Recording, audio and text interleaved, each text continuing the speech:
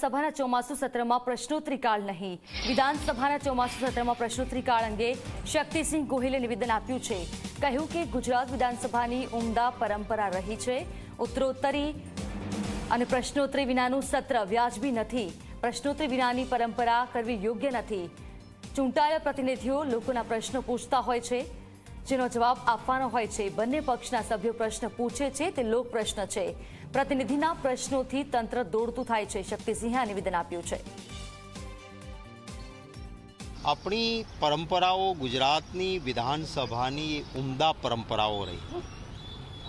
પ્રશ્નોત્તરી વગરનું વિધાનસભાનું સત્ર એ વ્યાજબી નથી. બંને પક્ષના સભ્યો જ્યારે પ્રશ્નો પૂછે ત્યારે એ લોક પ્રશ્નો હોય છે અને પ્રશ્ન પૂછાય તો તંત્ર દોડતું થાય અને લોકોના પ્રશ્નો ઉકેલાતા હોય છે. આવી પરંપરા કરવી કે પ્રશ્નોત્તરી નહીં એ મારી દ્રષ્ટિએ કોઈ સંજોગોમાં વ્યાજબી ના ગણાય. અને સમાચારો સાથે